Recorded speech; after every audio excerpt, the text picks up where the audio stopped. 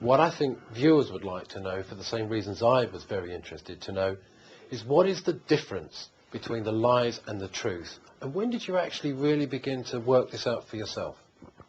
It's a fascinating question. As a general statement, I'd say that all of us who are born in the mainly Gentile Judeo-Christian world, we come out of our mother's wombs almost conditioned to believe Zionism's version of history, particularly in relation to the three myths, as I've just said. Now, I'm not any longer ashamed to say it. I went through my entire journalistic career for ITN and the BBC's Panorama programme, more or less believing in this myth. To answer your question directly, I didn't get close to the truth until I actually went a different way and ceased to be a journalist. And I found myself engaged in the secret diplomacy of conflict resolution. To cut a very long story short, at the end of 1979, Yasser Arafat had so arranged things on the Palestinian side that he could go for a two-state solution. He sent a secret letter to the UN saying he was prepared to accept Resolution 242. Carter actually tried to use this to bring the PLO into the peace process. Prime Minister Begin in Israel raised the Zionist lobby. Carter got screwed. And the message came down to me from President Carter and top people at the UN. And the message was, look, institutional diplomacy is never going to solve this problem because the power of the Zionist lobby is so great. So it was suggested to me, because it was well known that I had friends on both sides, that I should undertake some secret diplomacy. And the mission was this. Israel was then about 18 months away from its next election.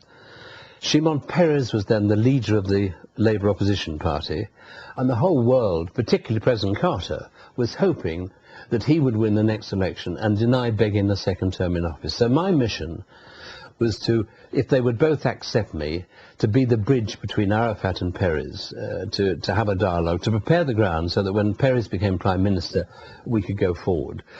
The whole story is in my book, and it's a very dramatic story. We did make a lot of progress. There was just one small problem. Against all expectations, Peres didn't win the election. So I was going up the wall and I said, oh, what the hell can I do? And it was actually an Israeli director of military intelligence, Shlomo Guzet, who said to me, write a book. So I wrote a book about Arafat. I spent the best part of 2 years living with Arafat and his senior leadership colleagues to talk their story out of them. And it was only then that I began to really hear the other side of the story. And I realized that it was mythology that I too had been reporting. And to tell you the truth, the man who was advising Peres while I was doing the secret politics was Major General Shlomo Guzet, the best and the brightest director of military intelligence in Israel there's ever been. And one morning over coffee I said to him, Shlomo, I've come to the conclusion that it's all nonsense. Israel's never been in any danger of annihilation. And over a sad smile, and this is how I end the prologue to volume 1 of my book, I quote him, over a sad smile he says, Alan, the trouble with us Israelis is that we've become the victims of our own propaganda. You talk about the key to the understanding is knowing the difference between Judaism and Zionism. And for me, that was one of the biggest clues to understanding the relationship of the problem. I think it would be good if you could explain what you see as the difference. Chris, this is the most, I mean, all of my Jewish friends like Ilan Pappy agree with me. Understanding the difference between Judaism and Zionism is the key to understanding. Now, it's important because Zionism's success to date, it's conflated the two terms. It says Judaism and Zionism are one and the same thing. Now, because they've got away with that, if you criticize Zionism, the Zionist state of Israel, you are by definition anti-Semitic, anti-Jew. The truth is that Judaism and Zionism are total opposites. Judaism, simply defined, is the religion of Jews, not the Jews, because not all Jews are religious. And Judaism, like Christianity, like Islam, it has as its core a set of moral values and ethical principles, right? Now, Zionism is a sectarian, colonial adventure which founded a state for some Jews by terrorism and ethnic cleansing. In other words, Zionism makes a complete mockery of the moral principles and values of Judaism, which is one of the reasons why my book is called Zionism, the Real Enemy of the Jews. I think we just need to complete the circle with this with a bit of a further explanation.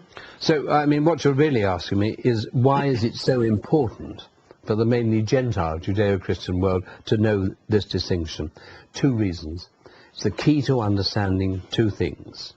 When you know the difference, you can understand why it is perfectly possible to be passionately anti-Zionist, in the sense of being opposed to Zionism's colonial enterprise, without being in any way, shape or form anti-Semitic, in the Western sense of being anti-Jew.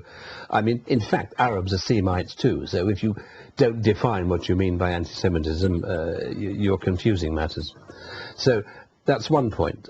The other thing you then are able to understand is why it is wrong to blame all Jews everywhere for the crimes of the hardcore minority, the hardest core Zionists in Israel.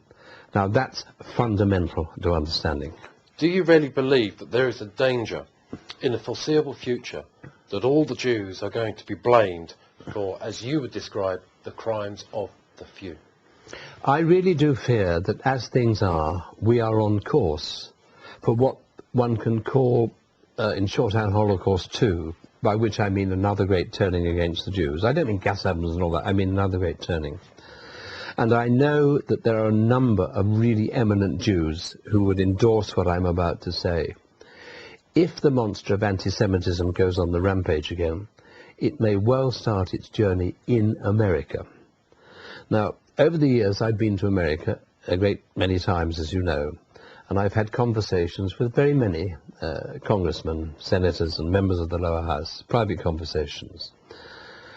And I know that many of them hate themselves for being tools of the Zionist lobby.